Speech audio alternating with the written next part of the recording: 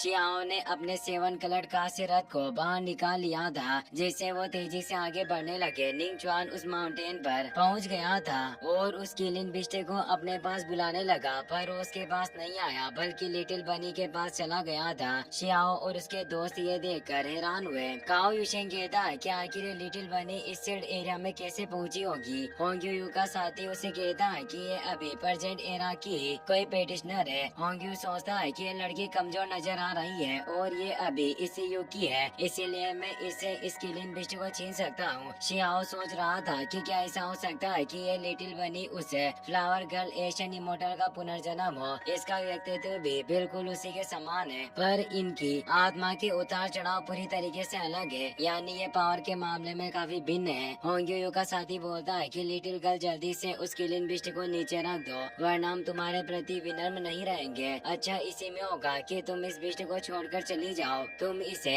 अपने पास रखने के योग्य नहीं हो। लिटिल बनी को वहाँ शियाओ नजर आ जाता है। वो उसे देखकर खुश हुई और कहती है कि शियाओ, काओ युशेंग और ड्रैगन प्रिंसेस आप सभी यहाँ मौजूद हो, ये वाकई काफी अच्छा हुआ। शियाओ सोच रहा था कि क्या इस लिटिल गर्ल ने इसी किलिंग बिस्ट को धोखे से अपने साथ कर लिया। लिटिल बनी बोलती है कि क्या तुम सभी मूर्ख हो, हम दोस्त हैं, फिर भी तुम मेरे पास क्यों नहीं आ रहे और मेरी और इस लिटिल डॉट की मदद क्यों नहीं करते। विच भी बोलती है कि शियाओ तुम्हें जल्दी करनी चाहिए और इस लिटिल डॉट से बचना होगा। सभी शियाओ पर हंस रहे थे क्योंकि लिटिल बनी उस बिस्ट को लिटिल डॉट कहकर बुला रही थी। शियाओ को शर्म आने लगी और वो कहता है कि क्या है लिटिल बनी से किलिंग नहीं कर सकती जो लिटिल डॉट कहकर पुकार रही है। लिटिल बनी बोलती है कि यह किलिंग बिस्ट मेरा है और क्या मैं अपने बच्चे का नाम भी नहीं रख सकती। होंग्यू अपने साथी तियान लोंग से बोलता है कि मैं देख रहा हूँ कि तुम भी इसी किलिंग बिस्ट को हासिल करना चाहते हो, इसीलिए मैं तुम्हारी मदद करूँगा। और वो उसे अपने चेसिंग द सन व्हील देता है। तियान लोंग काफी खुश हुआ, उस ट्रेजर को लेते हुए कहता है कि भाई वाकई आप मुझे काफी अच्छी तरीके से समझते हो। और अब वो अपने जायंट वुल्फ फॉर्म में ट्रांसफॉर्म हो जाता है और उस चेसिंग द सन व्हील को पहन लेता है। लिटिल बनी डर जाती है, वो कहता है कि तुम्हें क्या लगा कि तुम इसे ले जा सकती हो, जल्दी से इसे सौंप दो। और वो उस पर अटैक करने बढ़ा। केलिन लिटिल बनी के पीछे छिप गया था और लिटिल बनी शियाओ से मदद की गुहार लगा रही थी और कहती है कि चाचा मुझे बचा लो। शियाओ उसके आगे आकर उसे बचाने आ जाता है, पर वो बोलता है कि तुम मुझे चचा मत कहो और वो उस तियान लोंग पर पावरफुल अटैक करने लगा। पर तभी निंग चुआन अपने बोन पंच अटैक से तियान लोंग को दूर कर देता है और अपनी तेज किलिंग पावर को जागृत करने लगता है। तियान लोंग भी कई सारे फायर बॉल से निंग चुआन पर अटैक करने की कोशिश करता है, पर निंग चुआन अपने किलिंग बिस्ट मुंह से उसे खत्म कर देता है। सभी निंग चुआन की पावर को देखकर हैरान रह गए और कहते हैं कि वाकई निंग चुआन की पावर से जैसी उम्मीद की जाती है ये बिल्कुल वैसा ही है और काफी निर्दयी है जो इसने तियान लोंग को पूरी तरीके से मार डाला।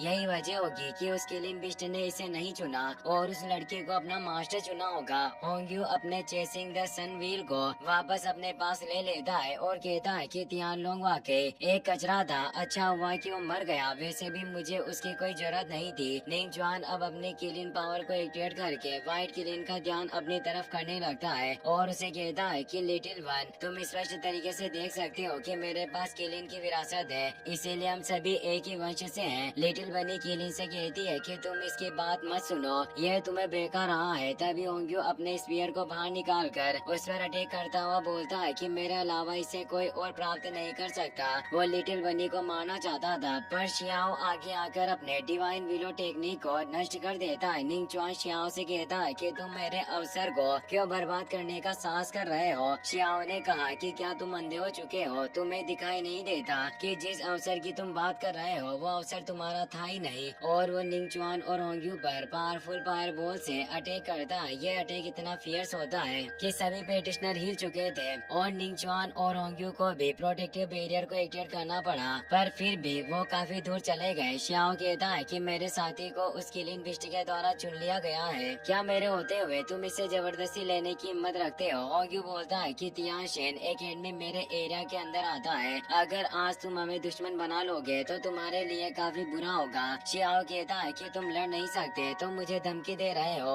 और वो अपने ओरा को फैलाता है जिससे वो उन सभी को हिला देता है। तो होंग्यू के साथी उसके पास आ जाते हैं। शियाओ के सभी दोस्त भी उसके पास आ गए थे। निंग चुआन फेरी यूचन मजे से ये सब देख रही होती है। अब होंग्यू शियाओ से फाइट करने के लिए ऊपर आता है और अपने इमोर्टल गोल्ड स्फीयर को बाहर निकालता है, जो जोडिए गोल्ड से बना हुआ एक सीक्रेट ट्रेजर होता है। उस स्फीयर के होंग्यू ने मल्टीपल मुंह को एक्टिवेट कर दिया था। वो बोलता है कि अगर तुम मेरी दयालुता को स्वीकार नहीं करते तो अब तुम्हें दंड का सामना करना पड़ेगा। तुम्हें क्या लगता है कि तुम निचली दुनिया के लोग मेरे वंश की शक्ति का विरोध कर सकते हो? और वो सभी स्फीयर से शियाओ पर अटैक करता है। शियाओ उन स्फीयर से बचने लगा और अपने तेज लाइटनिंग से एक बैरियर को क्रिएट कर लेता है, जिससे वो सभी स्फीयर उसका कुछ नहीं बिगाड़ पाते और पीछे माउंटेन पर जाकर लग जाते हैं। होंग्यू बोलता है कि अब मैं तुम्हें दिखाऊंगा कि मेरे इस मैजिकल वेपन की असली ताकत क्या है, और अब वो अपने स्फीयर को ऊपर लाकर एक फेरी बॉडी को क्रिएट कर लेता है जो 10,000 इमोर्टल से गोल्ड पपेट होती है। सभी ये देखकर परेशान हो गए थे। होंग्यू कह रहा था कि मेरी ये पपेट हेवन के जितनी महान पावर रखती है, और वो पपेट शियाओ पर अटैक करने लगी, पर शियाओ अपने एक पंच से ही उसके अटैक को रोक लेता है और उसके अटैक से उस बॉडी में क्रैक क्रिएट करने लगा। ये देखकर होंग्यू हैरान रह गया कि मेरी इस पपेट का एक गोल्ड लेवल का पेटिशनर भी सामना नहीं कर सकता, तो आखिर वांग अपने नंगे हाथों से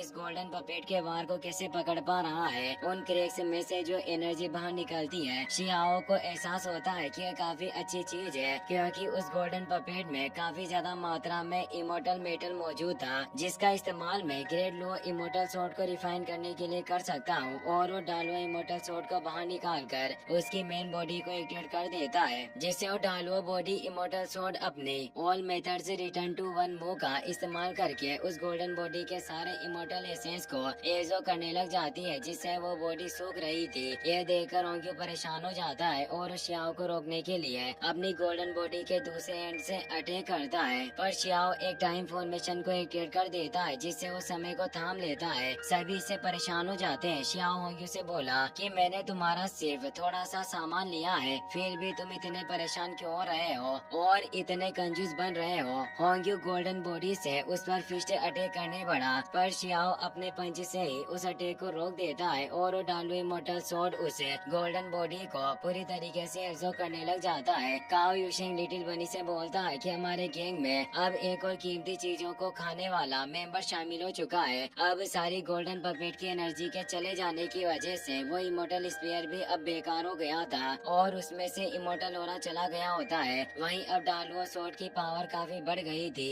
और उसमें से तेज एनर्जी निकलती है। शियाओ उसे ले लेता है और कहता है कि होंग्यू, अगर तुमने फिर से दूसरों को धमकाने की हिम्मत की तो अगली बार तुम सिर्फ अपने सामान को खाओगे ही नहीं, बल्कि तुम्हारा हशन भी बुरा होगा। होंग्यू काफी परेशान था कि मैं अपने सेट के लोगों को आखिर कैसे समझाऊंगा कि इस इमोर्टल स्फीयर को क्या हुआ। तभी निंग चुआन मौका देकर लिटिल बनी पर अटैक करने आता है, पर इससे पहले शियाओ निंग चुआन को पकड़ लेता है और कहता है कि शायद तुम मौत को दावत दे रहे हो जो मुझसे उलझना चाहते हो, और उसे दूर फेंक देता है। निंग चुआन वांग से कहता है कि आज हम दोनों लड़ेंगे और मैं तुम्हें सेनफुल वंशज को खत्म कर दूंगा। शियाओ को इससे काफी गुस्सा आ जाता है। काओ यूशेंग बोलता है कि ये 6 ग्राउंड चैंपियन काफी चालाक है, जो ये शियाओ को भड़काने के लिए उसे हमेशा सेनफुल ब्लड से चिढ़ाता है। शियाओ ने अपनी कुनपिंग टेक्निक को एक्टिवेट कर लिया था, तो वही निंग चुआन ने अपने किलिन बिस्टे को, पर अब थर्ड एल्डर वहाँ जाते हैं और उन दोनों को रुकने की बोलते हैं, क्योंकि जल्दी ग्रेट वॉर शुरू होने वाला था और वो नहीं चाहते थे कि हम दुश्मन से लड़ने की बजाय आपस में ही लड़े। शियाओ ने बोलता है कि अब मुझे बार बार सिनफुल ब्लड का वंशज कहकर मेरा मजाक उड़ाता है, इसीलिए ग्रेट एल्डर मैं आपसे पूछना चाहता हूँ कि मेरा सिनफुल ब्लड क्या है जो हमें नीची नजरों से देखा जाता है। पर वो अभी कुछ नहीं बताते और कहते हैं कि ये मामला अभी हमें यही खत्म करना चाहिए। शियाओ फिर भी जोर देकर कहता है कि एल्डर, आपकी निष्पक्षता काफी खास है, इसीलिए आपको मुझे बताना ही होगा। वो कहते हैं कि तुम जिस बारे में जानना चाहते हो उसमें कई सारी चीजें शामिल है। अगर किसी दिन तुम्हें किस्मत से कोई गवाह मिल जाए तो तुम्हें खुद ही सिनफुल ब्लड के बारे में पता चल जाएगा। शियाओ कहता है कि इस जगह पर हर कोई रहस्य रखता है। क्या हर कोई सिनफुल ब्लड के द्वारा लाए गए सत्य से डरता है जो आप भी मुझे नहीं बता रहे? थर्ड एल्डर सभी से कहते हैं कि व्हाइट किलिन बिस्टी का विवाद सुलझ चुका है, इसीलिए आप सभी लोग मेरे पीछे आओ। हम तुरंत यहाँ से निकल जाएंगे और रॉयल एशियन बॉर्डर लैंड पर चलेंगे। और अब सभी वापस उसी टाउन में आ जाते हैं जहाँ बताया जाता है कि केवल रॉयल बॉर्डर में प्रवेश करके ही प्राचीन वाचा को प्राप्त किया जा सकता है। और आपको एहसास होगा कि तुम सभी पर कितनी बड़ी जिम्मेदारी है जो मेरे तियाशियन एकेडमी के डिसेबल सहन करते हैं। इसी के साथ ये एपिसोड यहीं पर खत्म हो जाता है। वीडियो पसंद आया हो तो अपने दोस्तों के साथ शेयर करना और सभी सब्सक्राइब करना ना भूले। Thanks for watching.